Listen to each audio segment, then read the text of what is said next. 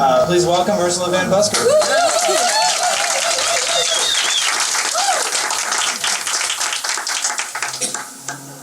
It feels almost like, I should say, once upon a time. It's so long ago. And I'm happy to hear, just talking to people downstairs, that a number of people came up and said, "Oh, I haven't heard your story before." That made me feel good, because I thought, I've told the story so many times, everybody must be thinking, her again. Over the years, so I hope you can bear with me.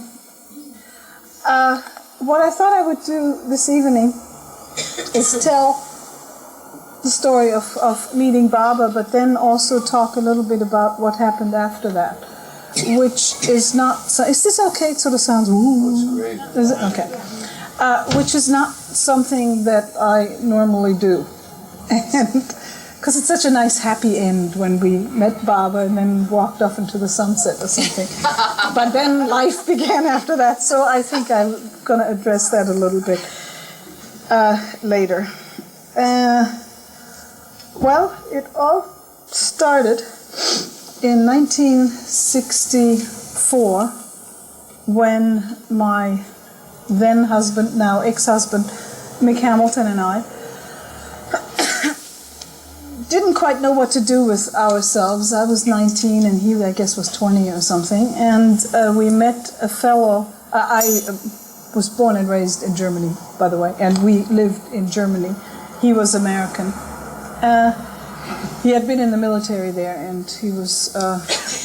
They excused him early from the military, and so we didn't really know what to do, and this is 1964, and we met a fellow from Iran who was in the business of taking cars, German cars, to Iran, buying carpets and bringing them back to Germany. And this was his business. He was doing that. And by their law, he was only allowed to import one car a year so into Iran. So what he would do is he would hire all these people to drive the cars for him and have them in their passports, and when we get to Tehran, he gives us a little money and we give him his car back. And so we did that, and I had a car in my name and Mick had a car in his name, and with our Persian friend and a couple other people, we sort of took off from Germany. And these were used Mercedes, so it was reasonably comfortable. The roads were absolutely atrocious. And we really, as an excitement, as an adventure, took this guy's cars to Tehran, across Turkey and whatnot. And when we got to Tehran, he paid us $200, and that was all the money we had, because he had paid for room and board along the way and the gasoline, and we didn't have any money. So when we got to Tehran, we had $200. Ta-da! And what to do with that? Well, to back up a little bit, actually, when I was 18, well, my father passed away when I was 16, and when I was 18, I discovered this great way of making money. This was in Germany in 1963, and that was, there were a great many American GIs in Germany that liked to smoke dope. And at that time, it was really a much more innocent drug scene than it is today. People smoked hash and smoked grass. And the people who had this stuff were the North Africans, the Moroccans and the Algerians. And for some reason, the GIs were afraid of the Arabs. And there was not a lot of contact. So I discovered that I could buy this stuff from the Arabs and sell it to the GIs at horrendous profits. And everybody was happy. So I did this. This was my income. I was 18 years old. That was a good scam. It really worked. Right. Yeah, it was amazing. And no, I never knifed any of the GIs, so they were happy. And the Arabs, they got rid of their stuff. They were happy. So it was a good business. Except, of course, I was arrested for it. And after a while. And so, being that I was only 18, and my mother was fantastic. She was incredible. To date, I must say, she 100% supported me. She obviously like what I was doing, but I was her daughter, and by God, she was going to stick to me, and she would go to court, juvenile court, it still was, with me, and she would tell them what a good girl I was and how I just got into bad company, and I'm even learning to cook, she told them. I never simple German woman, you know. And so she really was great. And so my punishment was minimal. I had to spend 2 weekends in jail from Saturday morning to Sunday evening. This is so it wouldn't interfere with my school. And I had to do some hours of community work in this mental hospital. It was for youth, kind of disturbed children's mental institution. But that was all, I mean, it was really not a very big deal, except I did have a police record, and somehow the way the German police records worked, the fact that I was still a minor did not make any difference. I had a police record that was available to anyone who wanted to see that. So anyway, that's a little background. And then we went off to Iran and were in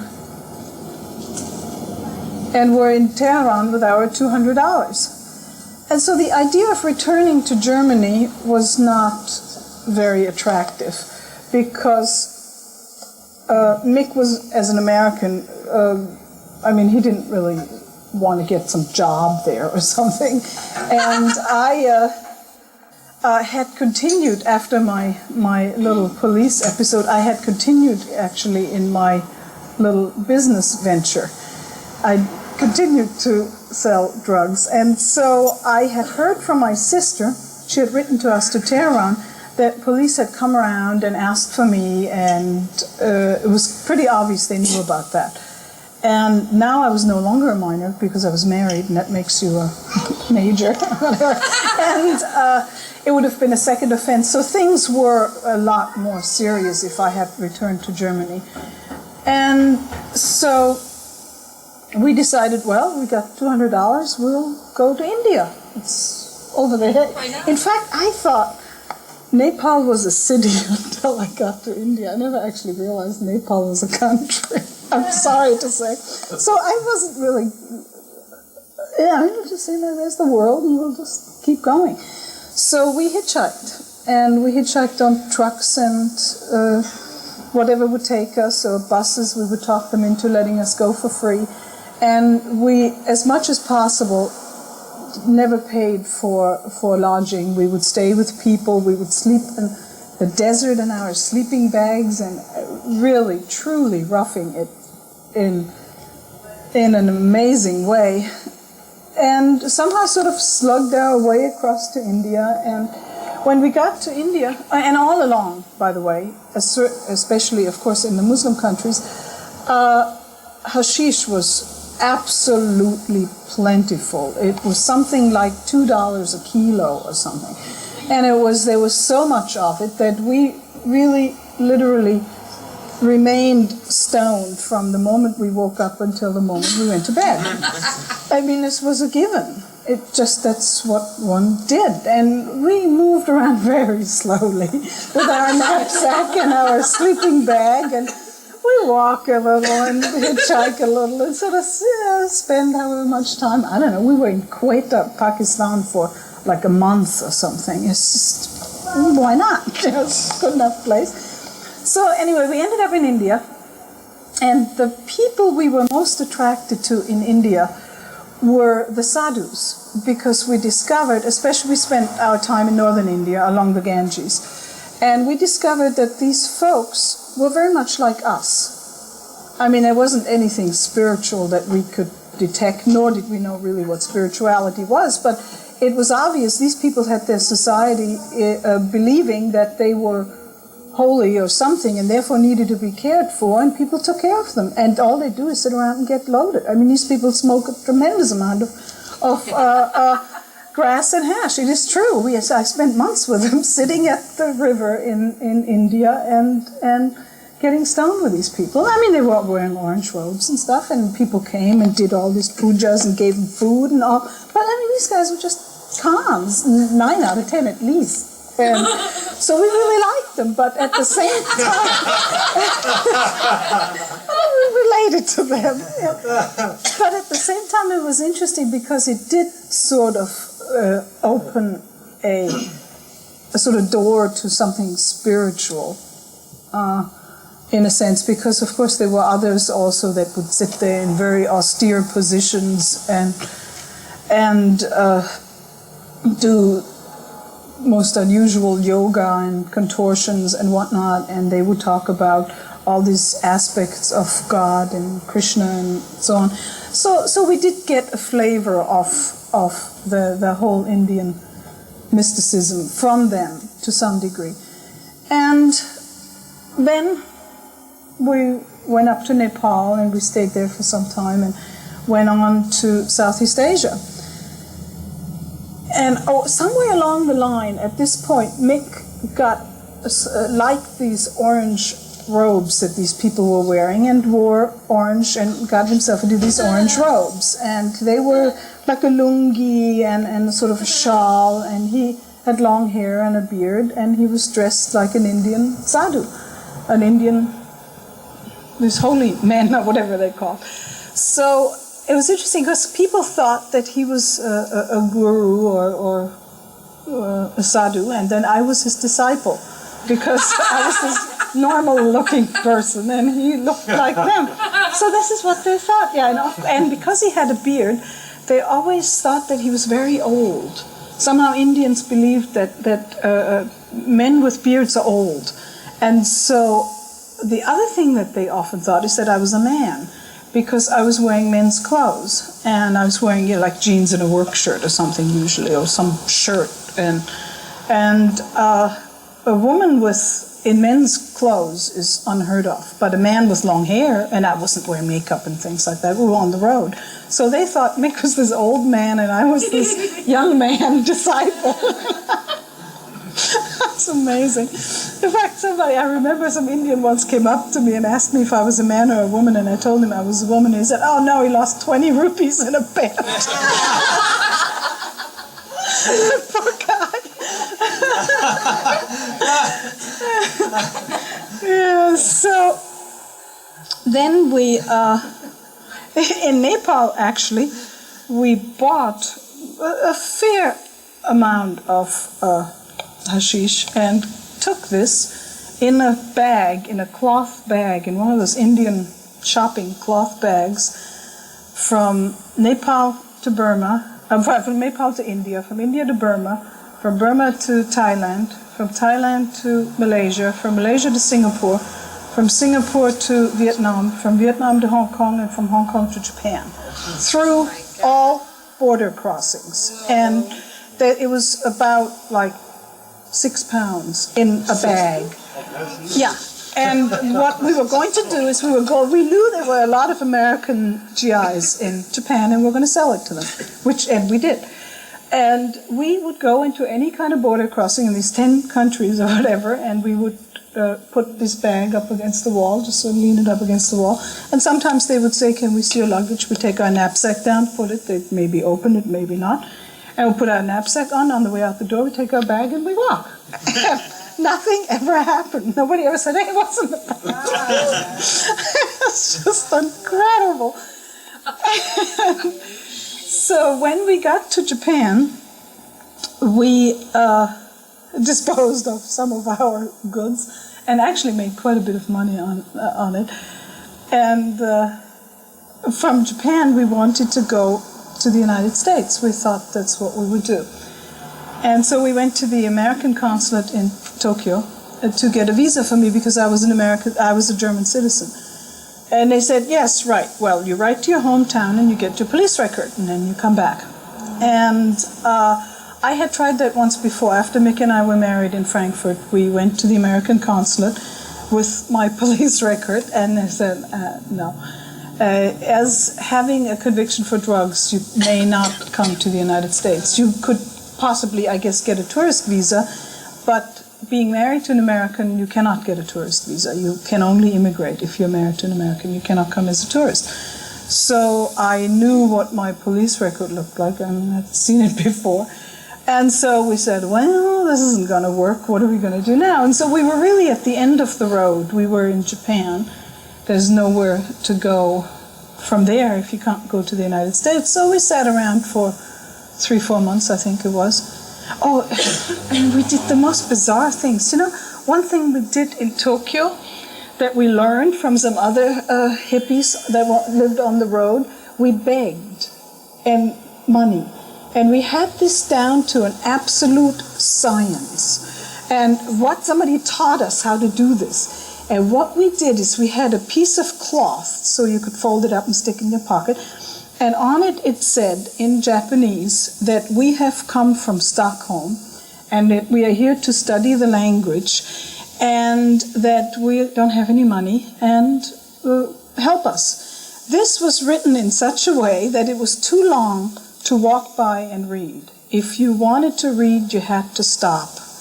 And then next to it, out of chalk, we had a circle painted, and we put 3 100-yen coins in it. And at that time, it was like 200 and some yen to the dollar. So it was maybe like 40 cents or something, 100-yen piece.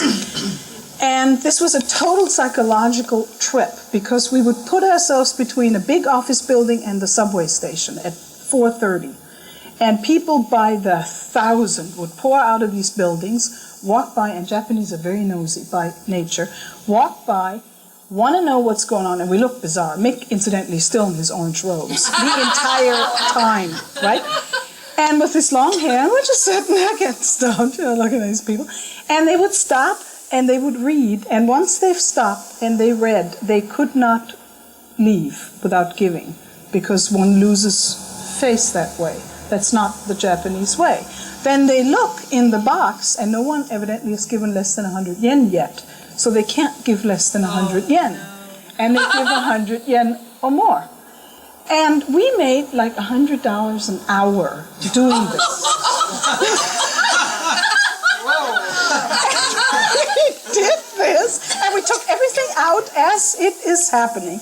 And people, no one spoke to us, because certainly nobody speaks Swedish, except one day, this car pulls up, this big car, and this blonde, blue-eyed person comes out, a man in a business suit, walks up to us and says, "Goddag," which is Swedish for hello. And we went, "Oh, hi," and he was from the Swedish embassy. And someone had called and said, "These Swedish people are begging down there." But thank God he couldn't read Japanese, so we said, "Oh no, it doesn't really say we're Swedish. It just says that we started our journey in Sweden."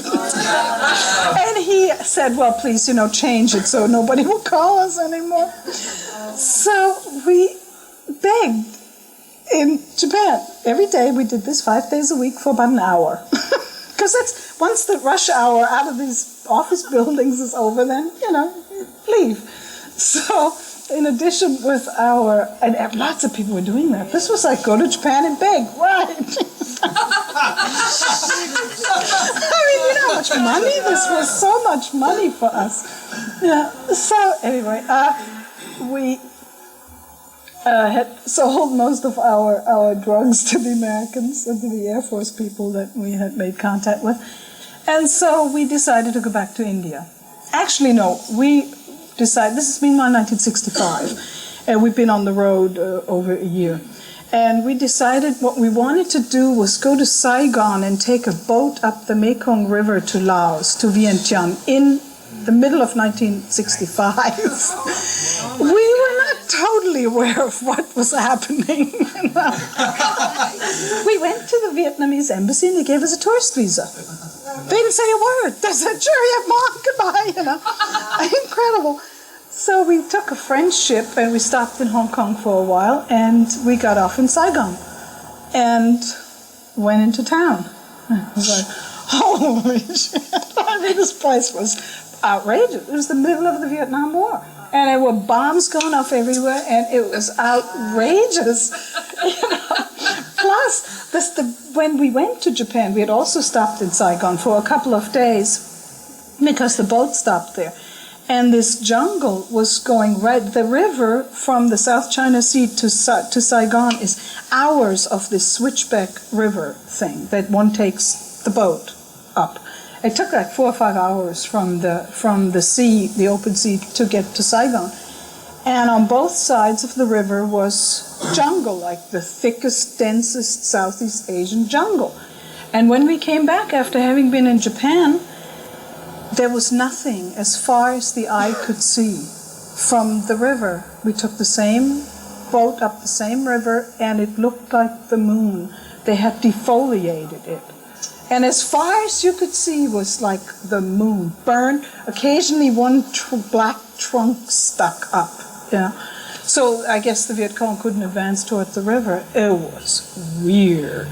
And we ran into, and these Americans, they took one look at Mick in his orange robes and long hair and a beard. It's like, what are you doing here? And me, a Western woman, this hippie, walking around Saigon. Oh, it was just so painful. And people would invite us for a drink, and they actually cry and weep about their life and their family and how much they miss being home. And it was awful. I mean, the idea of taking a boat up the Mekong was certainly not possible. So we went back to the port the next day, and our ship was still there. It was a French ship, Messagerie Maritime was the line, and we had no ticket or anything. And we talked the purser into taking us to Singapore for nothing. We said, we got to get out of here, please. Can we come with you? And they took us for free to Singapore. He said, I know what you mean. So we went on to Singapore.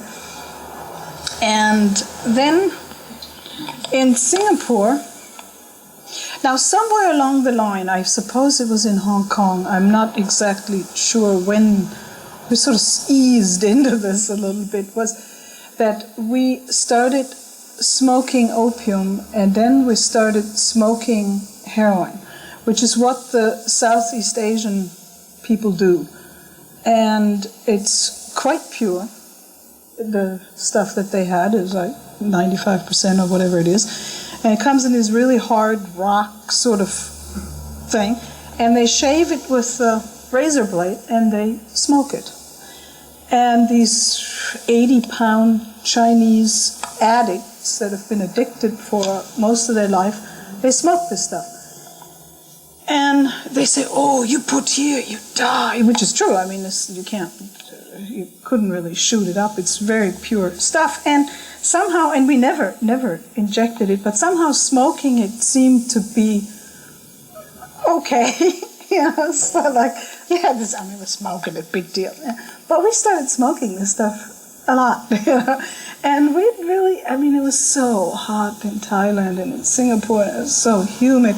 And so it kind of put us in a very mellow frame of mind, smoking this stuff. And we really didn't realize what could happen smoking this every day. And we never really thought about it. We never stopped long enough to see whether we would have withdrawal symptoms or whether we would be hooked or anything. We just simply smoked it every day and laid around a lot. So, we went all the way up to Cambodia, and which was not yet involved in the war, and just sort of hung around Southeast Asia for months and months. And we did have some money, from our Japanese venture. And then at some point we were in Singapore, and we met, there was a woman that was staying at the Sikh temple in Singapore that I knew from Paris, and we went to see her. We heard that she was in town, Austrian woman, and we went to see her, and she had this young man with her, and she walked out of the temple where she stayed with us, and we went to the corner chaiwala and had some tea, and she had this man with her, an American, and we sat down and we filled the pipe with whatever it was, hash or grass or something, and passed it to her, and then passed it to this fellow, and he said, "No, thank you, I'm trying not to take drugs." He was an American. And this was very unusual. It was like, what? Trying not to seemed a really odd thing. Either you do or you don't. And why should you try not to in a country where it's absolutely legal and everywhere and cheap? So I was like, It kind of raised our eyebrow a little, and we asked why. And he said that he was on his way to India, and he was on his way to meet his spiritual master, Meher Baba. And Meher Baba does not like drugs. And we said, "Hey, have you ever been to India?" No, he had not been to India. And we said, "Look, I mean, if you want to take drugs, just find yourself another Baba. There are lots of them. Most of them take drugs, you know. There are plenty of Babas. And no, he seemed to be insisting on his own Baba there, and he actually never did take drugs with us. And we liked him. He was from Florida, and his name was Steve Simon, and he's since vanished. There's another Steve Simon about somewhere, not the same Steve Simon. He has since vanished. No one has seen him in many, many, many years. But he had this urge to get to India by November of 1965. And in hindsight, what he was doing is the same that Robert Dreyfus was doing. He was trying to go to that 65 Darshan that was canceled. And he didn't have any more money. He had gotten some free ride on some army airplane or something to Taiwan. And so anyway, here he was in Singapore and he was broke. And the thing that one does on the road, one does not like help other hitchhikers. I mean, that's sort of not the code of the road. It's really everybody for themselves. But for reasons that I really never quite understood, we bought him a ticket to Bombay on a boat. And we paid for it. I'm not sure why, but we did. And we took the same boat as far as Ceylon, and we got off in Ceylon, and he went on to Bombay. And that was really sort of the last we heard of him. And we hung around Ceylon for I don't know how long. And life was getting sort of difficult because there was no purpose, and we were going nowhere, we were coming from nowhere, we were stoned out of our minds all day long, and we were just sort of we were really vegetables essentially, and that got kind of difficult and sort of grating on us a little bit, like what are we going to do? And so we decided that we go back to India, and that seemed to be almost like a goal. Yeah, let's go back to India. We go to the Himalayas and you know, sit and meditate or something. Somehow India seemed like the answer. That's where we're going to go and everything's going to be all right. Meanwhile, I remember in Ceylon we stayed with these people. We usually just stayed with people who would invite us or something. We stayed with these people, and there was this old Buddhist woman who explained reincarnation to me, and it made so much sense. And it was like, wow, I never forget that conversation with that woman. All of a sudden, the whole idea of karma and reincarnation and all was like opening up before my eyes, and it made more sense than anything I had ever heard. I was raised a Catholic, and as soon as I was old enough to think, I thought that was just ridiculous. Nothing made sense. And so this really was a sort of almost a beginning, it seemed. And someone along the road had given Mick a copy of the Bhagavad Gita, which he read profusely. He read it for months, every day. And it was in English, and Mick and I spoke German to each other, and my English was not good. And so I wasn't able to read English books or anything. And I never really got into saying, like, what is it you're reading, or tell me about it. It was his thing, you know, he had his orange robe and he was reading the Gita. And that was fine. So we went to India, and we arrived on New Year's Eve. And somehow, really out of left field, when the ship was pulling into the port of Bombay, we thought that we should stop taking drugs. I think we were getting the message we were frying our brains or something. And we said, yeah, no, that's a good idea, let's do that. And we threw everything we had, our whole stash and all, out of the porthole into the bay. And walked off into India, clean, New Year, new resolutions, going to go up to the Himalayas and find some guru or something. I mean, we had sort of decided, I guess, on the spiritual thing was beginning to sort of raise its head. And so we were in Bombay, and we walked down some street, and we were going to sit and rest a bit and look around, and there was this roundabout, this island in the middle of the street with a sandstone fountain that didn't have any water in it. And it was a 2-tier fountain up here, and then the big round part on the bottom. And we sat at the edge of the fountain and just looked, you know, around. And this guy, it was about 10 o'clock in the evening of New Year's Eve, and this guy sat next to us, and he was doing something, and he was filling a chillum, those kind of funnel-shaped Indian pipes, with hashish. And he lit it up and took a puff and passed it to Mick, and Mick went, all right. And so our New Year's resolution didn't make it until midnight. And we sat there getting stoned with this guy. And we stayed in that fountain for 3 weeks with him. We just sat there. Well, we lay down occasionally, and then we sat up again. And it was an amazing scene. The people that lived in this fountain, there were a number of people that permanently lived in this fountain. That was their home. Well, they say it's something like 1 million people sleep in the streets of Bombay every night. So, this fountain, this little island, was populated by however many people.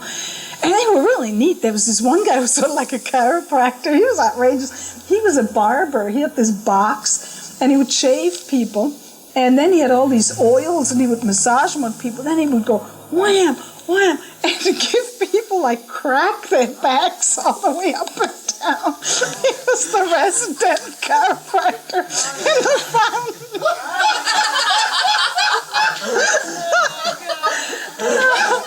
And then there was a Hindu whom they called Anthony for some reason, and this guy wore 5 coats. And Anthony didn't take drugs. He was the only one who didn't take drugs.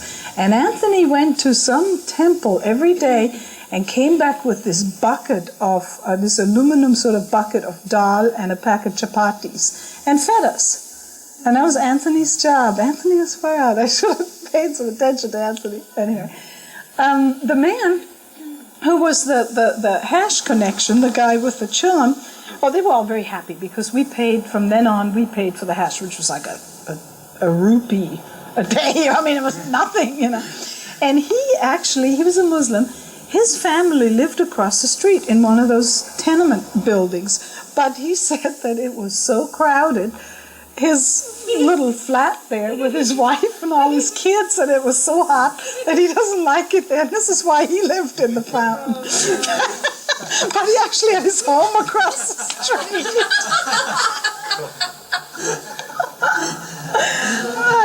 So anyway, in this time, I think our desperation really set in more. It was really beginning to be obvious that we had no direction whatsoever. And even coming to India was really not the answer. We weren't going anywhere fast. So this Muslim fellow, whatever his name was, I don't remember, he said, we were talking about what should we do, where should we go? And we really had known the north of India, we liked the north of India, and he said, you should go to Hyderabad. Hyderabad is a wonderful city. It's a very important city to Muslims in India. And he said, Hyderabad is wonderful. You really like Hyderabad. And so we said, we had sleeping bags, by the way, that we slept in. And so we said, really? Oh, we had a mission. We packed up, rolled up our sleeping bags, put them in our knapsack, and took off for Hyderabad. That day, that hour, it was like we were going somewhere. Yes, Hyderabad, right. And so we hitchhiked out of Bombay, and on we go, and the first day we end up in Pune. And so when we got to Pune, somewhere in the back of our mind, we remembered that Steve Simon's barber lived there. And we said, right, remember that guy that Steve Simon liked? He lives in Pune. Let's go see him. So we're staying at some hotel at the train station, and we asked the guy, some little cheap hotel, we asked the guy if he knew about Mayor Baba, and he said, oh yes, he lives right down the street on Bunt Garden Road. So we said, right, good. We got in a rickshaw, went down to Bunt Garden Road to see this Mayor Baba, whom we knew nothing of, except that he didn't like drugs. So I don't know why we even wanted to see him, but anyway. So we go in we get out of the rickshaw, and there's this palace. Now, we knew our Babas.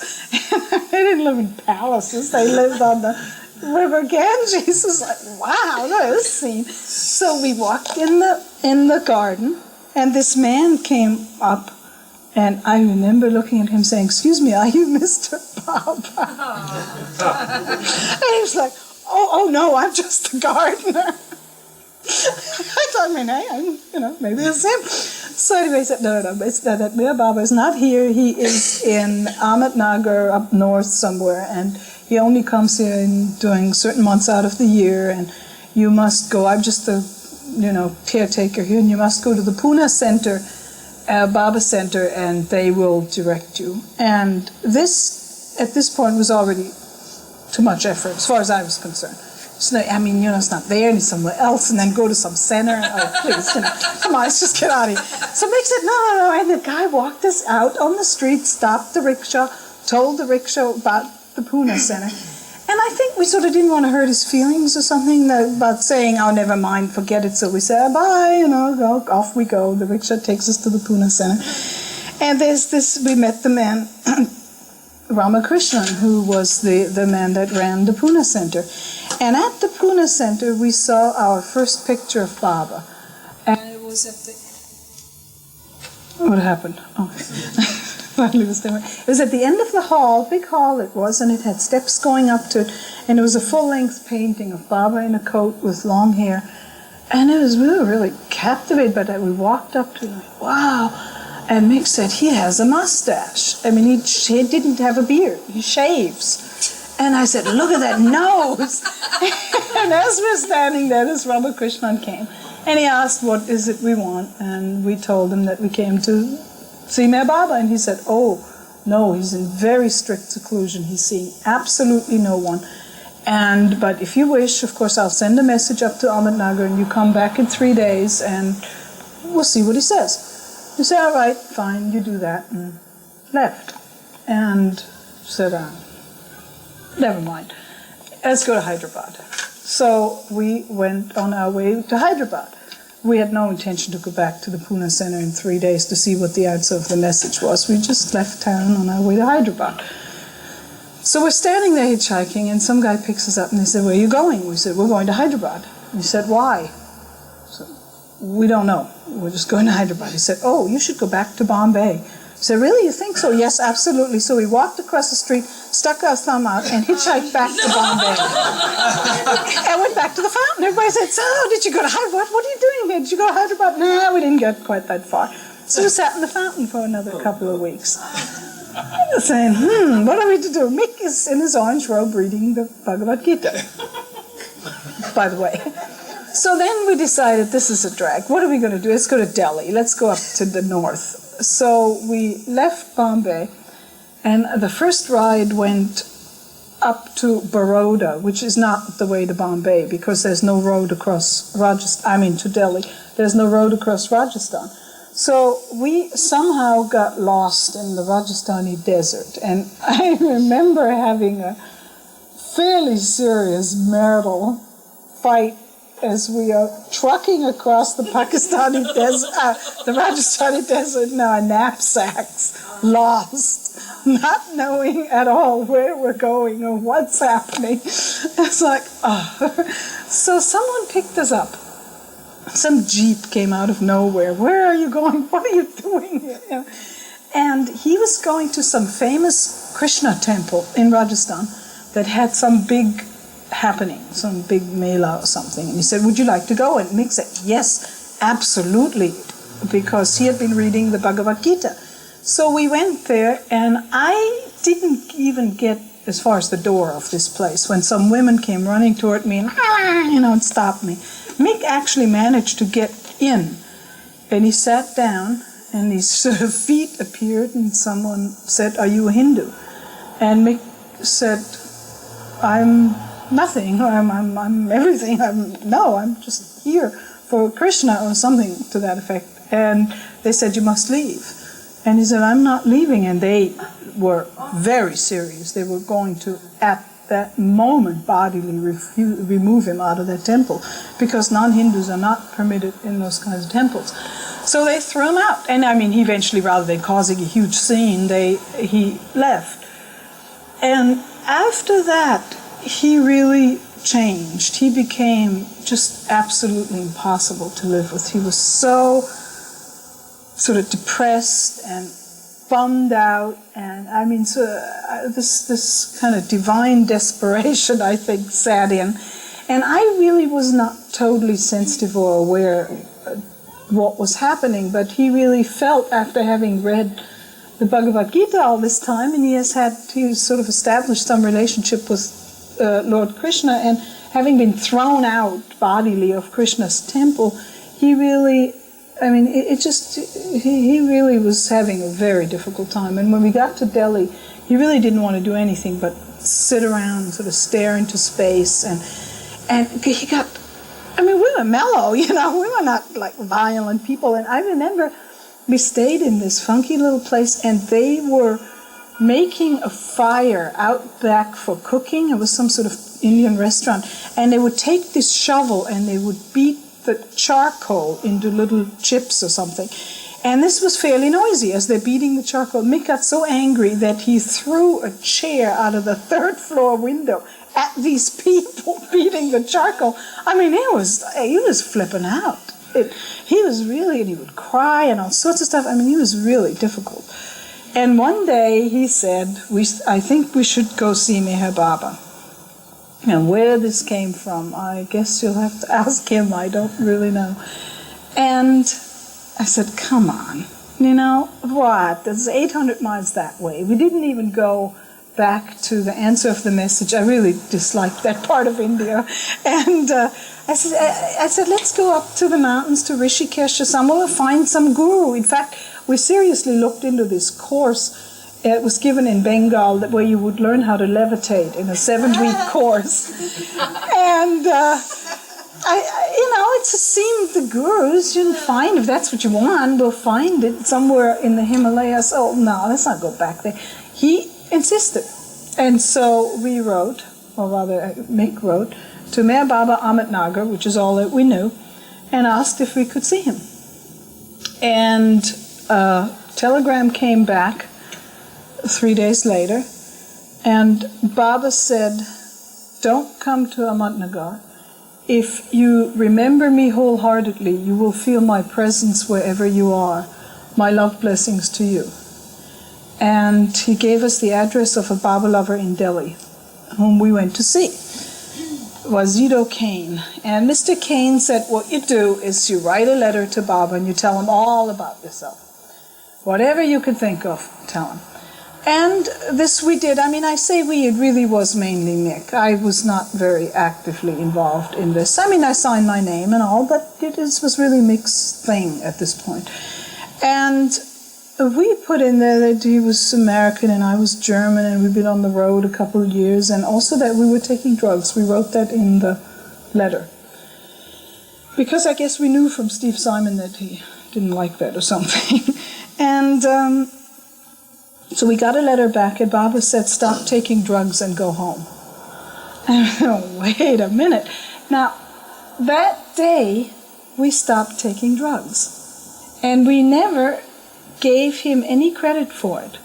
It was like, well, we were going to stop there around New Year's time, and we've been doing this long enough. It's obviously not really good for us. And we just stopped. And not only did we stop, but we were around a lot of drug people, all the hippies and hitchhikers and road bums and stuff take drugs. We were around a lot of drugs. With it, even like the desire was gone. People would be sitting around smoking the finest hash, and I was like, I didn't want it. It's like somebody offering me, a cigarette today. I really don't want it.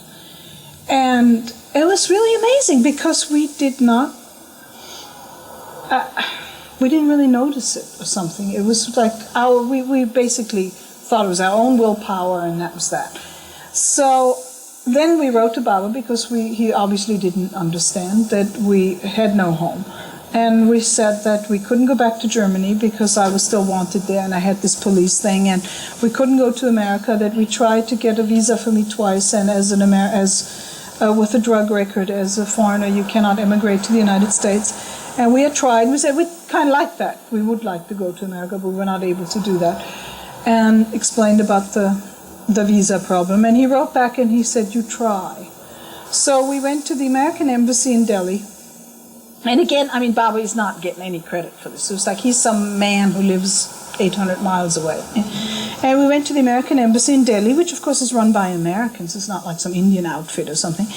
And we said we'd like an immigration visa, and they said, right, and you fill out these papers and you get a physical and pictures and and there used to be this quota system, how many people of what nationality can immigrate to the United States, and the German quota system, it took about 3 months normally to do that if you fit the criteria. And I had an immigration visa to the United States in 2 weeks, and they forgot to ask me about my police record, which is probably the single most important paper outside of your birth certificate or something. And again, it really was nothing that we felt had anything to do with Baba. It's just, this is how it is now. We were excited. Now, every letter we wrote to Baba, we said, or at least Mick said, we'd really like to see you. And in every letter he said, oh no, and I mean Erich or Adi, whoever was writing, and would say, oh no, Baba's seeing absolutely no one, you may not come.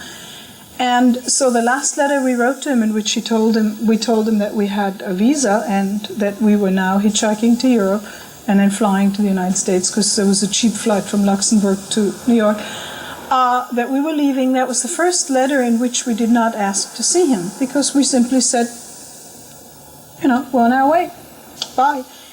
And a telegram came, and Adi had written it and said, Mayor Baba wants to see you for 5 minutes only on March 7th at 9:30 in the morning. And Mick was ecstatic. And I went, oh my God. 800 miles the other way than from where we were going. And no, I was gassed. I was going to go to the United States. I mean, come on, going back to Ahmednagar. But because Mick was so happy, and it really seemed to mean a lot to him, I said, fine, we'll do that. Now, Adi was telling us which train he was going to meet and all that stuff. But since we were hitchhikers, no matter really how much money we had, I mean, we never had a lot of money, but for being on the road, it seemed like we did all right. We never paid for transportation or for lodging unless we absolutely had to. So we hitchhiked from Delhi to this town called Manmad, which was the last train stop before Ahmednagar, and there we took that train that Adi was going to meet, which was the Delhi train.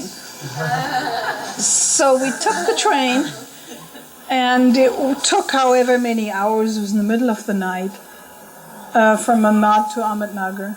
And Adi met us at the train station, and he was very excited and agitated because Baba had changed it from 9:30 to 9, and it was already 8:30, and we're going to be late. And I remember thinking, what do you mean he changed it? I mean, how can we worry about that? We didn't know that. I mean, he said 9:30. Why is he going to change it to 9 without us knowing about it? And then we get all excited, So it's like, come on, man, we'll make it, I mean, India, 9:30, what is this? And we weren't exactly living by the clock, So we got in Adi's 57 Chevy, I guess it is, and blasted out to Merazad from the Ahmednagar train station. And I remember Adi rolled down the windows and he said, oh, I love to breathe this air, the dust of the countryside. So much nicer than the city and all the dirty air in the city. And just the dust that was kind of blowing in from the country, he loved it, and he rolled down all the windows. And so we get there, and of course Merazad was a bit different than it is now. It didn't have the clinic, and it didn't have all that where you go around to park. The gate was the gate, that green gate there, that was the gate. And Adi parked the car, and he asked us to sit on this bench. And the bench was this rough kind of bench, and it was outside the door to Mundley Hall, but there was no awning. And there was no flagstone, it was just dirt that went all the way up the building, and there was no shade or anything. And we sat on this bench, and Adi went into the green door to Mundley Hall, and this old man came over with a cane and a beard. And he sat down and he looked at us and he said, Amrika? And we said, Amrika. And he went, and that was Baidul. Yeah. I know he was. He never said anything else. He just wanted to know where we're from. And he sat there, he said, So then Adi came out. Now, while we're sitting there, Mick says, what are we going to do? What are we going to do when we go in there? We're going to throw ourselves at his feet? Or, oh no, I know we should have brought a coconut. You know, the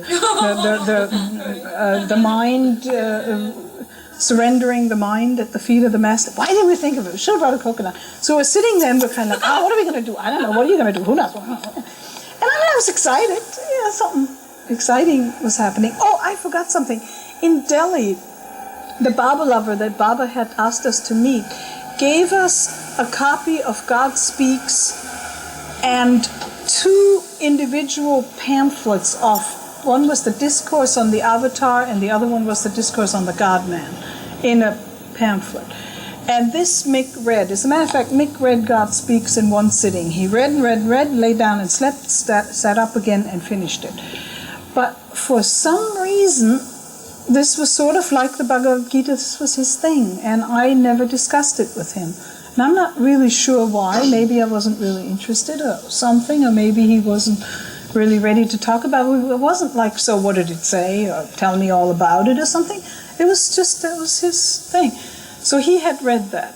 And then Adi comes out, and he says, Meher Baba says, you're not to embrace him, you're not to touch his feet, you're not to prostrate himself, you're just to go in and sit down. So Adi went in, and Baba sat in the corner there, and then Mick went in, and then I went in. And the first thing that I remember is that it was this long room, and there were a bunch of people sitting on the floor.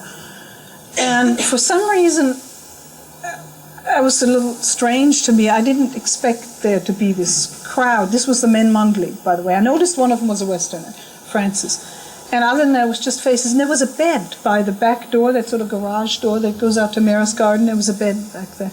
And all these people, and I remember thinking, well, these people, I don't know.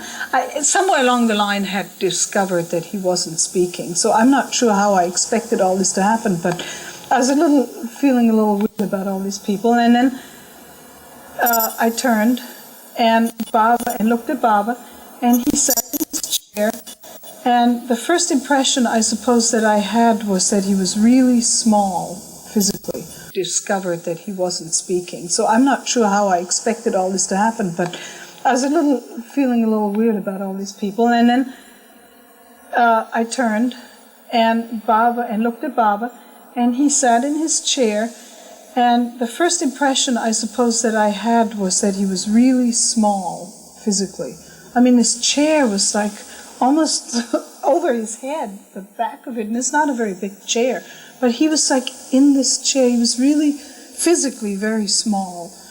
And he sat there and he was going like this.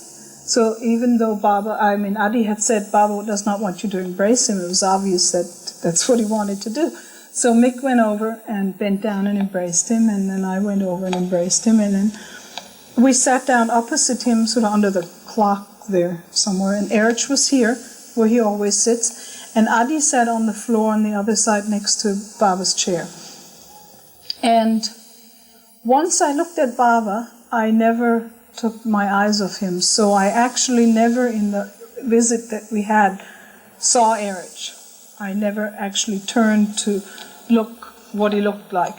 I mean, I just couldn't take my eyes off of Baba, and he, as I said, looked small, and he looked pale, and he looked not well. He looked like an old man who was not healthy. I mean, he was pale, and he was in the middle of the seclusion, and I guess it really took a big toll on his body, and it showed to me. I mean, I could see that, but at the same time, he was a very unusual looking person. He sat there and he did this with his hands, that you probably have seen it in the movie. He would have his hands hanging off the chair, and he would just do this with his hands, and he had his feet on a cushion, and he had his one foot between the toe and the big toe and the next foot of the other foot, sort of like that, you know. I remember noticing that, resting his foot between his toes. And he was just, despite the fact that he looked old and small and, all that, he just was really, I'm not sure how to put it. It was really alive. He was like like somebody who has sort of this energy of like, and you could feel a person. I mean, sitting there, like somebody almost sits on pins and needles, So he was just sitting there doing this. There was nothing like relaxed or calm or anything. His eyes, he didn't look at one thing. His eyes, and I've seen it in the movies, he looked around a lot. His eyes were literally like darting around a lot. And this hand thing, I mean, there was sort of an intense energy or something around him. And immediately, as soon as we sat down, he started to gesture, and Eric started to speak. And he said, "How did you sleep last night?" And we said, fine. I mean, we were on this train from Mannheim, third class, packed in, like, so we didn't sleep at all, but what are you going to say? So we just said, fine, oh yes, fine, good. And then he said to Mick, if he was well, that he was very thin. And Mick said, no, this is my normal weight. And Baba said, you should eat more chapatis like this. You should eat more chapatis. And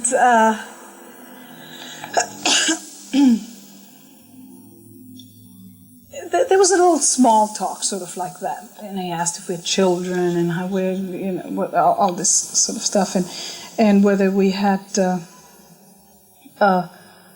prepared ourselves to be leaving immediately. That was part of the condition, that we are to leave immediately. We're not even to spend the day in Ahmednagar. We are to go on the road back to the west. And how are we going to do this? And it was sort of a bit of that.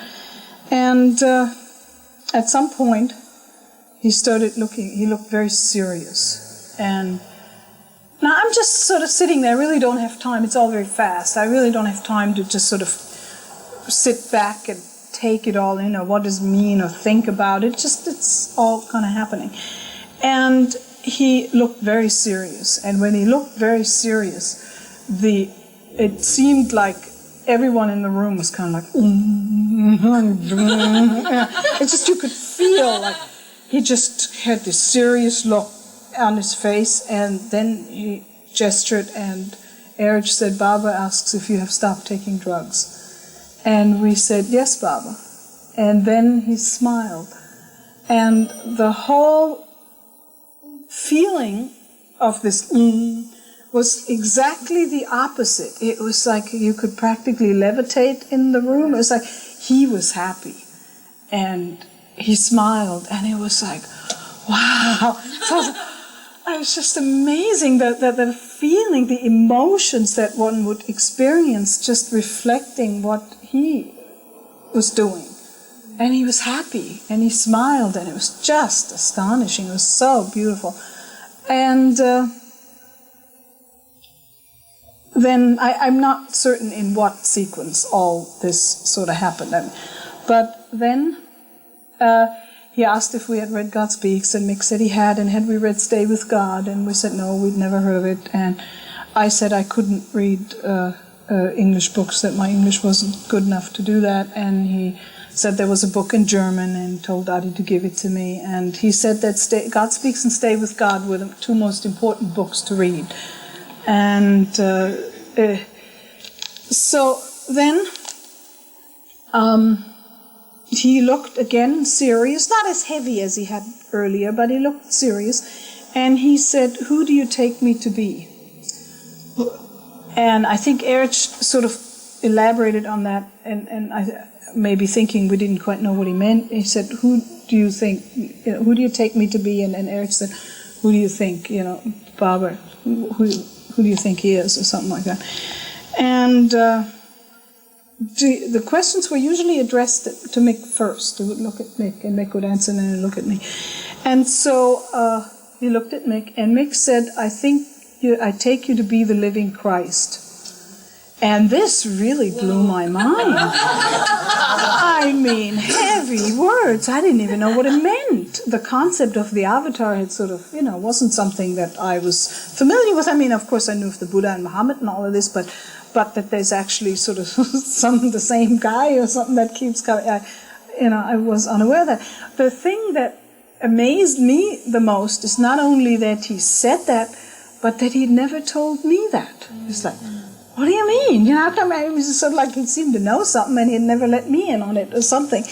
And then, but there was no time, and Baba nodded and smiled or something, and then he looked at me, and I said, I have absolutely no idea. I mean, this was a man to me. You know, it was starting to get to be a pretty far out man, but I mean, you know, it was just, and so who he is, I don't know. What do I know? You know? And so I said, I have no idea. And he seemed to be satisfied with Mick's answer. And so, since I didn't know who he was, he actually looked at me, and I had certainly the feeling that he addressed me with the answer, but apparently so did Mick, so I guess he was also addressing Mick. But I felt he was looking at me, and he said, I am God in human form, and I know this because I constantly experience it. Just like you know that you're a woman, and I remember the sign for woman was like this for bangles. He said, just like you know you're a woman, you never ask yourself, am I a woman or am I a man? You, through constant experience, know that you're a woman. And like this, I know that I am God in human form. And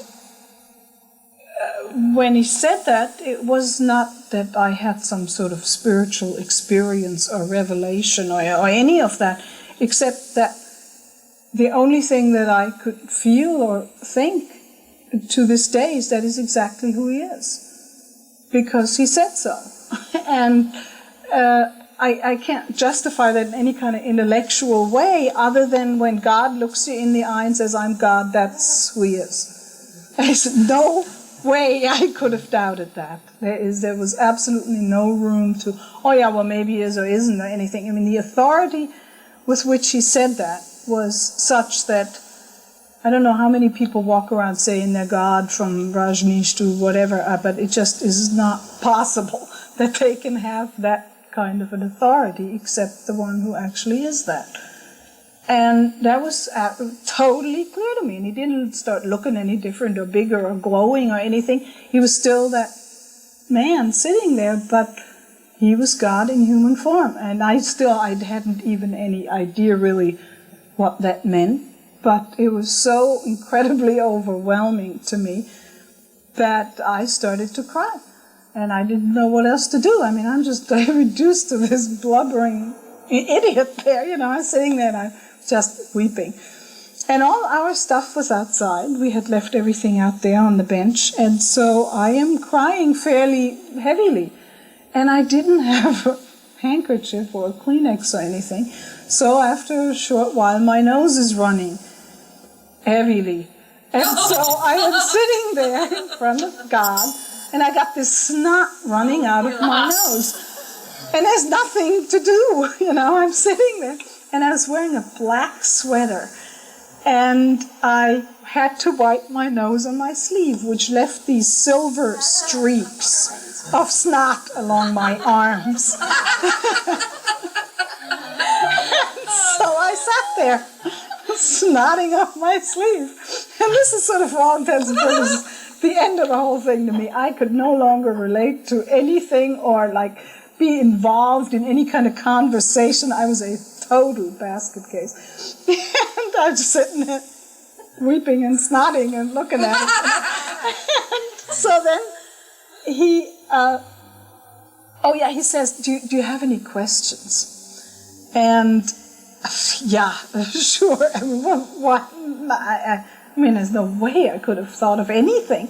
But it was so funny because Adi, well, poor Mick, actually, Mick said no, he didn't have any questions, but he wanted to say something. And he said that perhaps we couldn't love Baba the way he should be loved or deserves to be loved or something, but he'd like to promise him that he could obey him 100%. I was, thank God, smart enough not to say that. I just sat there snotting up my sleeve. And Baba, yeah, he didn't jump out of his chair or anything, you know, yes, right. And then they looked at me and did I have any questions? And I said, no, I didn't. And this annoyed Adi. Adi thought now he's going to hear like the revelations or something. And Adi actually said, come on, this is your chance, ask him anything. In front of Baba. Come on, you know, ask him anything. No, we don't have any questions. About the Kleenex. Yeah, really, that would have been very good. So then he asked if we had any children. And we said no, and he said, do you want children? And we had discussed this, and we had decided we did not want children. I mean, our lifestyle with children. Yeah, what? So we had settled on that. I mean, children wasn't going to be something that we were going to have. So, but in India and in other Asian countries, people always ask, not necessarily if you have a child, but if you have a son. That seems to be more important. And we would say to Indians or whoever, we would say, no, we don't want to have children, we don't want any. And they would think this is really weird. And especially to me, women would say, oh, I mean, they thought I was like deranged or something. They didn't want a son. They would say, oh, no, well, we will pray for you, and you must have sons. And so I had gotten into the habit not to say I didn't want children. I usually just said, no, later. And they'd go, oh, yes, we'll pray for you. Maybe later, I would say. So Baba said, you want children? And looked at Mick, and Mick said, no. I looked at me, and I said, maybe later. My normal line, And it was very unusual. He said, who am I to please? And I mean, I'm sitting there with my runny nose. I wasn't going to get too involved in this conversation. I said, I don't know. And Mick said something like he should only please himself. And Baba said, well, if you love Mick, then you're to tell me to please him. And if you love Ushi, you're to tell me to please her. And I just sat there going, So who knows what exactly that was all about, but that was part of the thing. We never did have any children, at least not between the two of us. So then he asked, he said, we should go to the West, and that the highest spiritual work to be done in the world today was to persuade young people from taking drugs. That to talk to them and to make them stop taking drugs. And this is what we should do. And he said that we should take the love that he has given to us, and we should share it as freely as he has given it to us, and that we should kiss him and leave. And so Mick got up and kissed Baba on both cheeks, and then I got up and kissed Baba on both cheeks, and we walked out. I'm still weeping, by the way. And Dr. Goher came up, and she said, oh, can I help you? What can I do for you? And I don't know who she is, and I just really want to be left alone. I said, yes, you can leave me alone. I felt rather rude. But the thing that I remember the most of all of this was that when I kissed him, that what he smelled like. He had this smell that was just so astonishing. And, how do you describe a smell? It's very hard to do, but the closest, an old friend of mine once described it as innocence. And he smelled, they're not like flowers or perfume or roses or any of that sort of sweet stuff. He smelled, the closest I can think of is like a baby or a puppy or something, that totally brand new smell. And it was really incredible. I mean, that was really an incredible smell. So we had lunch with Adi, and Baba sent a bicycle messenger to Adi's office and asked if we needed money. If we needed money, Adi is to give us money. And we said, no, we're okay, we have money. And he asked if we had gone to the Delhi Baba birthday party, which we had, and it was all in Hindi, and so we had lunch with Adi, and then we went, and through unbelievable difficulties left India. There was war with Pakistan, the border was closed, and all this wild stuff happened, and we went to the United States, and this is normally the end of the story. And if you would like for me to tell the rest of the story. The rest of the story is all in here. I'm going to read all this to you now. You ready? All right.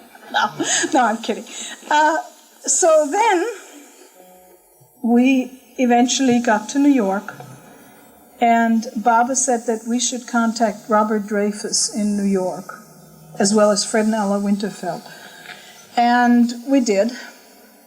And we met Robert in New York. And then we moved to Santa Barbara, and we he also wrote, and he said, meet Filis Frederick.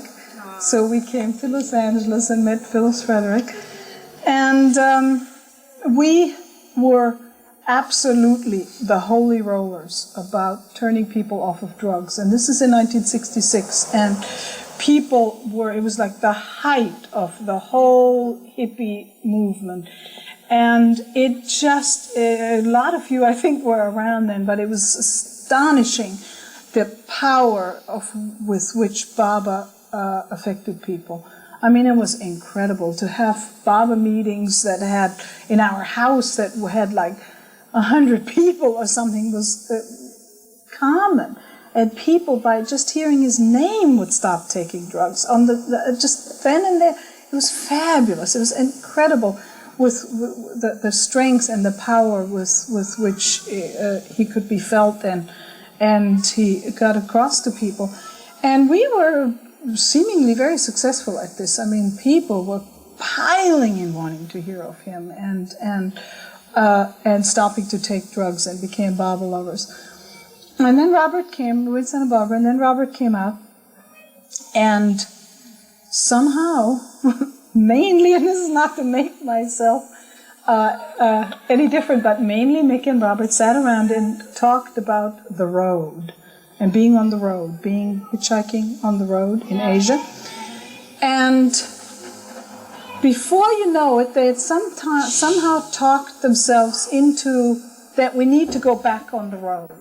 Because really what we need to do is turn the poor people on the road off of drugs. They are our real brothers and sisters that we left out there scratching across the desert of Afghanistan. And now here we sit, happy in California, and that's who really we should talk about drugs. So they wrote a letter, and I signed my name to it, asking Baba if we could go on the road again to do this important drug work on the road. And I had no intention to do this. I really was tired of the road and was very comfortable, in Santa Barbara. And I knew Baba would say no. Of course not. I told you to go to America and do drug work. What do you mean go back on the road? So I didn't have the nerve or the whatever to fight these two guys, because I knew Baba was going to be right on my side and write back and say no. So I signed my name to this, and Baba wrote back and said, I have no objections. This was instantly turned into Baba's order to go back on the road. Somehow. And I threw a fit, and I cried, and I said, I don't want to go, and I want to stay here, and boo, and all this. But no, we have a mission. We must go back on the road to turn our poor brothers and sisters off drugs out there on the road. And of course, what am I to do? I mean, these guys were totally overpowering. I mean, because being Santa Barbara by myself. So we, I mean, it was so unbelievable that we didn't get the hit, Now, all along, we wrote to Baba, and Baba answered constantly. And these are all letters from us to Baba and from Baba to us, the whole book. And we asked him anything possible, the dumbest questions you can possibly imagine. And in the middle of seclusion, he faithfully would have Adi or Erich write back. For instance, in one letter, someone had told us that it was bad to sleep in the same room with your dog because the dog's astral spirit and your astral spirit while you're asleep commingle. So in one of the letters we said, and beloved Baba, I have heard in the past that since dogs make relationships with humans, it's not good to sleep in the same room with a dog. Is that true? So then Baba writes back and says, other things were in the letter, and Baba sends his love and blessings to you, and he has no objections to your sleeping in the same room with your dog. Can you imagine?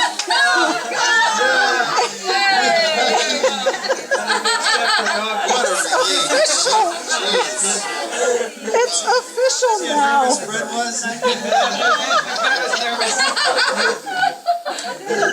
I mean, we took his time about stuff like that. That book should be published. And no. And,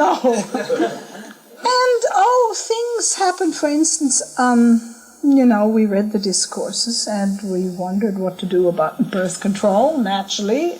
And we wrote to Baba and we said, what should we do? Are we going to be celibate until we have a child? And he said, no, use birth control. This was meant for Mick and I, by the way. But, we asked him really anything like that. And, for instance, there were people, we had this like Grand Central Station sort of house in Santa Barbara where many, many people came through. And often there was a room downstairs, often that was full of people who also like spend the night and crashed there for any extended time. And there were these three guys, and we badgered and pounded everybody about Meher Baba and drugs and so on. And there were these three guys among all these multitude that didn't seem to have any interest. They didn't stop taking drugs. They didn't want to really hear about Baba. So at one point we wrote to him and we said, we got these people here and they don't even want to hear about you. What is this? So in the next letter he wrote back and he said, among other things, he said, and now you need not tell any more to the three guests living with you. So he just said, stop talking to them, And so it was every moment. This reminds me sort of the old Sufi days when people were asking Ivy Deuce what color to paint their bathroom, This is really the sort of relationship that we have. Your bathroom? Red? No. It was like that. Anything, well, let's ask Baba, and he would write back. So all this went on happily, and then came this big thing about we need to go. Now, Baba sends a cable even saying, you asked me about hitchhiking. I replied I had no objection. It was not my order. If you are settled there, no need to sell and disturb setup. But if already sold, then do what you both think best for Baba work. But do it on your own financial strength. Love, Meher Baba. So, how clear can you get? But, however, we had Baba's divine order to go on the road and turn people off of drugs or something. And these letters were incredible about how much love and, unbelievable. And then after we packed up, sold everything we owned, went to Germany with Baba Dreyfus, and our dog. We had this dog, the dog. Well, we decided we couldn't really live without the dog, so we decided that we will take the dog with us and eventually present her to Baba. So we flew to Germany, paid, I don't know what it cost to fly the dog to Germany, and bought a VW bus, and what we were going to do is drive across Asia to do this mission for God. And then letters would come like, your letter of the 15th from New York was received and read to beloved Baba. He sends love blessing to you, and that's it. Compared to these like incredibly lengthy outpourings, this is like a 2-line letter. Still, we didn't sort of get the message that this isn't what Baba wanted us to do. It's like you ask him for advice and he tells you what to do, and then that's not really what you want to do. So you turn around and say, well, Baba, but I really want to do this. It's like the whole thing sort of got lost, except we didn't really realize this. We were on a mission. So we go on, and I marked some of this, yes. And once we were on the road, and once we wrote to Baba, from Istanbul and, Jerusalem and Baghdad and Kuwait and all the sort of hot spots that we went and spent time in, his letters really, he then kind of got back into it. His letters were very sweet, very long, very in detail. Once I remember we went to the tomb of Hafiz in Shiraz in Iran, and we wrote to Baba, and it's so wonderful, the tomb of Hafiz, and we thought of you, and you loved him so much, the poet, and all this. Letter comes back, oh yes, Baba's very happy that you went to the tomb of Hafiz. However, Baba does not wish you to go to any tombs or shrines or anything. And because he didn't seem to like that when people went to other tombs and shrines. And so he again, that sort of coolness that seemed to be in his letters when we first took off was gone, and they were very sweet. The letters got very long and sweet and all of this. And, he would say, Baba wants you three to know that he's with you and that your love reaches him and makes him happy. and his nazar is on you, and so it was very sweet. But all along, every letter he said, "You may not set foot into India." And he had some sort of deadline, and I cannot really remember all the dates of all of this, but it was a ways away, like a year away, and until then, you may not step into India. So we said, fine, no problem. I mean, my God, there's so many people on the road that we need to do this work with. India was so far away. Well, the deadline of being able to go into India, ostensibly to see him again, was still a year away when we were 14 miles from the Indian border in Pakistan. It's like, vroom. And there we were, 14 miles from the Indian border, and we had a year to go. So we're just going to sit here now, right? And so... In the old days, that wouldn't have been any problem, killing a year. No, right. But, for instance, in one letter here, he says, Baba directs me, this was written by Erj, Baba directs me to convey to you that he knows of all your hardships, and he also knows how much you enjoy them in his love.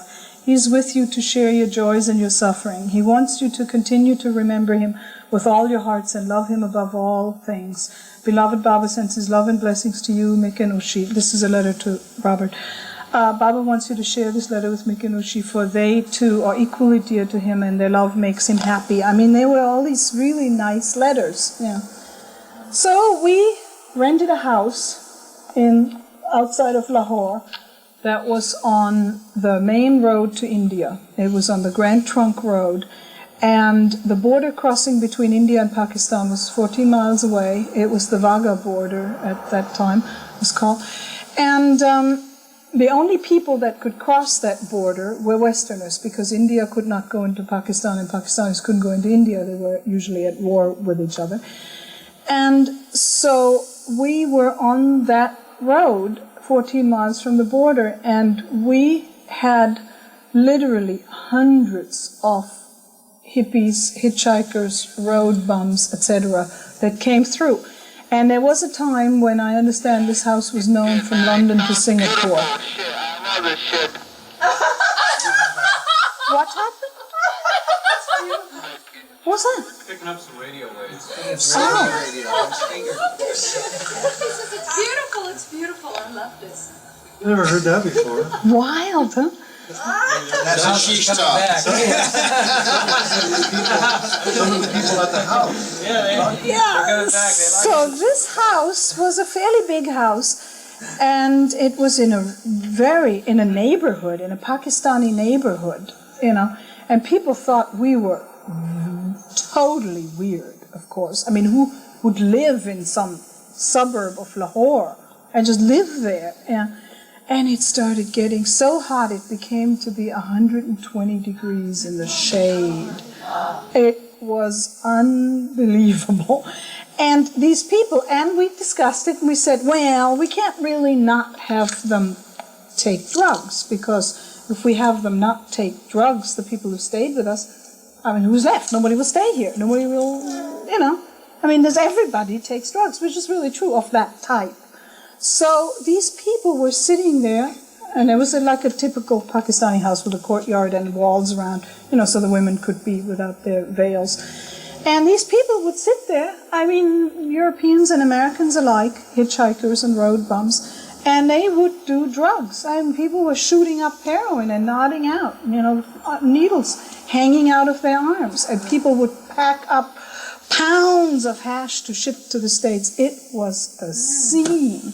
And in the middle of this, Robert, Mick, and I were sitting preaching to these people about Baba, God in human form. We had posters on the wall of the 10 states of God and, things. I mean, we were into it. And pictures of Baba, and these people going, yeah, sure. I really am not sure whether we made any impact upon anyone. It wasn't like Santa Barbara. So we were sitting there, and it was so hot. hot. Now, Baba has postponed this coming into India twice. It is still way over a year away. And we're sitting there at 120 degrees with these freaks coming through, talking to them. Oh, at one point the Pakistani secret police came because they thought we were spies. They had heard we had some master or something in India, and we gave them all these books about Baba, and they interrogated us. And I was just a scene. So one day, I am not exactly sure how it all came about, but Robert said to the guy sitting next to him, "Will you pass that thing?" And smoked the joint. And I said to Robert, "We'll just pass it on." And the three of us got loaded with our friends there. And so we sat there, bonked, not having taken drugs for a while. And then a day or so later, I guess, it was Robert who wrote the famous letter to Baba. And he said, "For reasons which I cannot articulate to you or myself, Mick and Ushi and I have disobeyed Baba. On March 25th, the three of us, independent of one another, without having previously discussed it or even thought about it, smoked hashish. I could say we have stopped, but that would be wrong because we never really started again. Absurd as it may sound, it just happens." And so on it goes. So we send this letter to Baba, and then we got a letter back from Baba, who's at this point in Pune. And it says, "Your April letter from Lahore was read to Baba. In reply to your letter, Baba directs me to convey to you and Mick and Ushi that he wants you to know that he has forgiven you three, and that he wants you never again to indulge in things contrary to his message, and that you three are caring to the drug people with such love and diligence." Baba remarked that he expects you three to obey him implicitly in this matter, for this is his order for the three of you. He also wants you, Mika and Ushi, not to feel worried over what happened, for he has forgiven you three. He wants you three to resolve never to succumb again. Baba wants you to make Mikushi also read this letter. Baba sends his love and blessing to you three.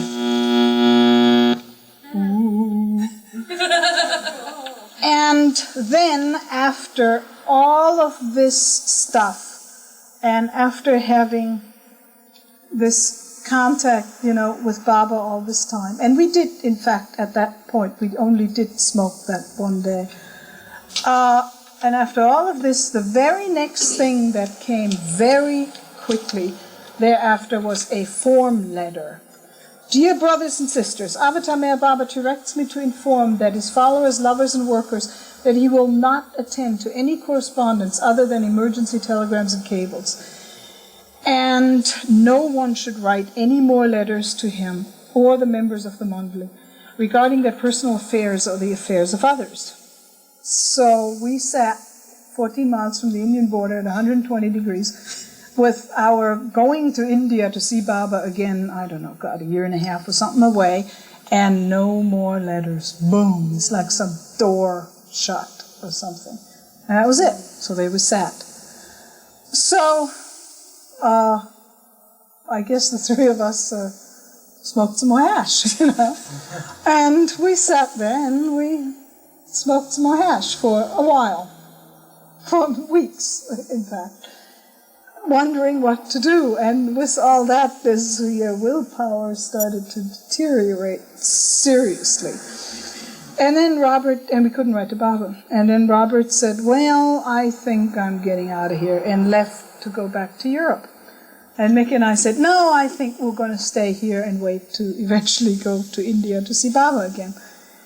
And then the two of us got hepatitis. And Mick got hepatitis so badly that at the height of his being sick, he was in the hospital in Lahore on IV fluids. He weighed 87 pounds. He was dying. I mean, it was unbelievable. I was not nearly as sick as he was. So in all of this, we said, "We've got to get out of here." And eventually we were obviously too sick to continue thinking even about taking drugs. And so we went to Karachi. I remember going to the hospital, and I literally stole him out of the hospital. I unplugged everything, put him in a wheelchair, and took him out, because it was clear he was going to die in this hospital. This isn't going to make it. And put him on the plane and flew him to Karachi. And we stayed with Minu Karas in Karachi for some time, and Minu nursed us back to life, and we flew to Europe from Karachi. And when we got to Europe, now one of the things was that we were allowed to send change of address to Baba. So when we got to Europe, we wrote a letter, and we said we wrote a letter to Erich, and we told him, that we had gone to Europe, or that we were on our way to Europe, or however, I don't remember, and we said we would like to say something to Baba. We asked the permission to write to Baba again, and Erich wrote, and he said, "You may write to Baba again." And so we, obviously knowing this was the beginning of the end or something, we wrote this very lengthy, very personal letter to Baba, in which we really put everything we'd never told him about, like I had some abortion umpteen years ago, and things like that. I mean, real searched our souls, and of course also told him that we had continued to take drugs after he had forgiven us and told us not to do it. And we sent this letter off, and we got this long letter from Erich back, addressing each point. There's point 1 through 9 or something. And Baba says that, as far as the drugs are concerned, it says, "Baba has forgiven you both for having taken the drugs and for having continued to take for quite some time. Baba wants you both not, in capital letters, to feel worried or anxious over having disobeyed him, because he has forgiven you both. Once again, Baba sends his order to you both not, capital letters, to take drugs, capital letters, for the sake of just taking them when you get a whim or craving to do so. Baba does not want you both to take any drugs, except, of course, medicine when prescribed by medical practitioners." And then he goes on addressing all the other points, and there he says, "Baba knows that you both are striving to follow his instructions and how much you both wish to obey his orders. He loves you both and wants you both to love him more and more and spread his message of love and truth to all coming in your contact." And that's the last letter that we had from Baba. And that's the end of the story. Wow. Okay, Baba.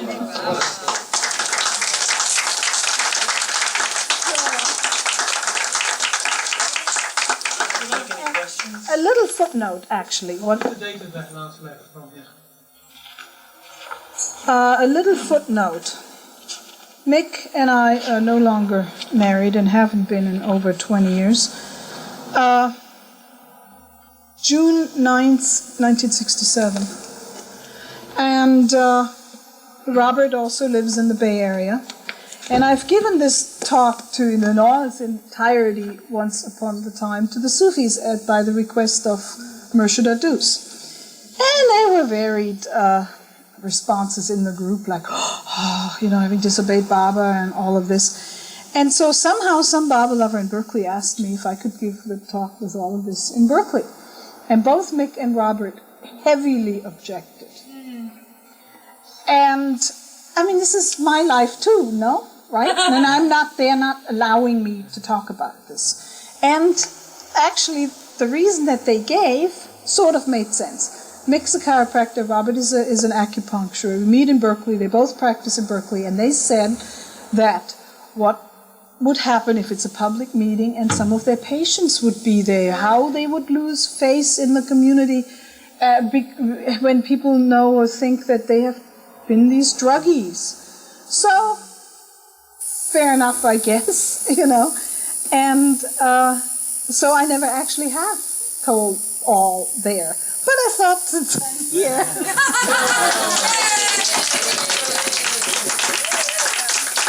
And of course, things are different. For instance, Mick and I, we are truly good friends, but I think after our divorce, that wasn't always so.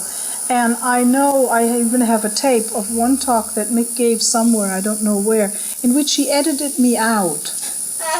And the entire story was how, like he went to see Baba alone. Bizarre. I mean, I think it is, you know. And one time he gave a talk in Mundley Hall, and I also got a tape of that from the Cheryl and Rick Chapman, and he didn't edit me out, but he mentioned vaguely that he was traveling with a companion. And Mani, in all the stuff that he was saying, Mani, you could hear her on the tape, she kept saying, and Ushi was there? And where was Ushi? Oh yes, Ushi was there. Oh good, okay, go on. And then a few minutes later she would say, and where was Ushi was there? Ah yes. Mani must have interrupted this guy about 10 times, asking whether I was still there, like, you know. So, stories are stories, you know, and I might have forgotten things or, you know, remember things not exactly the way they were, but so you get different stories, and this is probably also the reason why he... Say what? The nickname, Ushi. It's short for Ursula. It's like Bob and Robert. Where did it originate? In Germany? My name is Ursula. I know, but I mean, that's been your nickname your whole life. Yes, yeah. Either Ushi or Ulla are both short for Ursula. Yes. Where did Bus Gang fit into this? I mean, Boss Gags sat in our house in Lahore. Oh my. Yeah. yeah. For a while. Yeah. Ursula, how long did it take everybody to clean up after that last letter? To get clean from drugs? Oh, we stopped really when we got very sick in Lahore with hepatitis. You know. For myself. I can't speak for anyone else. Then you had your miracle baby, right? No, that was a few years later. How old is he So, now? 7. Oh my God. Yeah. When did you and Nick split up? Mick and I divorced after the 69 Darshan. And, I mean, it's all really sort of a personal thing, you know. You went back to India for the Darshan? Yeah, I went for 69 Darshan, right. But the issue about the child was odd. Well, Baba said, you know, when we asked about birth control, he said that we should have a child, not children, a child, when we are stable in life. And Mick and I were certainly never remotely stable in life. I mean, one of the reasons why I left him is he had no intention to work, you know, and I was supporting him. And so there was never any stability, but a child, he said, when we were stable in life. So I don't know, I suddenly had this kid at 39, you know. It came quite as a surprise. I guess I was finally stable, huh? During the meeting with Baba, there was never anything out of the ordinary. It was just Like a supernatural kind of thing? Yeah, just as you described it, you never saw anything. Well, you know, once he said he was God, it was really overpowering. And the out of the ordinary thing really was the energy that he had, this sort of electrical live wire type kind of energy that he had. And the other thing that I really noticed were his eyes, which he really darted about. I mean, he didn't just sit there and go for a long time. But when he did look at me, I mean, he had remarkable eyes. And he had really beautiful hands and feet and things like that I noticed. Yeah. When he said that, explained that he was God, you described what it was like for you, but I have this yearning to go a little closer still. Did you have a sort of a self-awareness that you were taking it the way you were taking it? I mean, you said that you felt the authority and that was it. I was sitting in front of God. Yeah. Did you sort of think that this is happening, were you aware that you were accepting that authority? Yeah, absolutely. There was no room for doubt. Yeah. I mean, as ultimately someone, you know, having their power over you or something, I mean, I was completely hopeless. Do you remember once you had that experience and you were still there, do you remember again thinking about that energy or again thinking about his eyes or his hands? I mean, did any of those things After? Yeah, I was still turn and looking mean at something him. different? Well, it's hard to separate, I know when you tell the story now, from those moments on either side of that experience. Well, the sort of divinity, I think that I felt probably the most when he was embracing me and kissing me. And that smell and that kind of softness or something. I mean, it was this sort of baby quality to it, you know, the skin and all. Well, I mean, I guess he shaved and all this, but I mean, it wasn't nothing was rough. Everything was really soft and smooth and, you know, not in a pudgy way, but in very fine way. And when, yeah, I think that was really the closest that I felt when I was embracing him, when he was embracing me. Since you did have that contact with him, while you dropped his body, did your relationship change? I mean, did you? Oh yeah. Oh, I don't know whether it changed. I was profoundly sad. I mean, it really felt like. I mean, I expected all along to see him again, but especially when he announced the darshan and all, you know. And it was a tremendous loss, I felt. I mean, like missing, even though we didn't have any more contact for writing, you know. I mean, there were a few things, like sort of a couple of cables came to workers that were also addressed to us and things like that. But, well, I tell you, the thing that I felt after he dropped the body and then the 69 darshan happened, the thing that I always felt and really still feel is I really don't know if I would have ever been able to accept him if I hadn't seen him and he hadn't told me. And I just don't know that. So it's really, to me, kind of astonishing that everybody did. And I never will know that. You know, so that's really kind of an admirable thing in the Baba lovers that haven't met him. That I truly don't know if I would have it, if I could have it. It's interesting that you even are aware of that question about yourself. Oh yeah. I mean, you really thought about that. Yeah, because it's a big thing, and I never had to struggle with coming to that conclusion and having to make that decision, and I never had to really struggle with the doubt that naturally would come up, you know, and I'm sure that people do. And I sort of feel like, I don't know if I could have the faith, if I could just believe in that, you know. And so I just definitely admire that in everyone, you know. The darshan, the last darshan, did you feel his so much different? You cannot. I'm not really sure about his presence. I don't really feel stuff like that, you know. I'm sort of a gross conscious klutz, you know. I don't know. I mean, yes, of course, one feels this, and has sort of a emotional feeling sometimes. I remember at Darshan, I held out pretty well through Guru Prasad, but then when we went out to Merazat and I walked into Mandali Hall and I sat there in the same spot and I looked at this empty chair, I just fell apart. I remember crying, being really upset about it, you know, missing him and wanting him to be there. So, anyway. Thank you. Why don't we expand this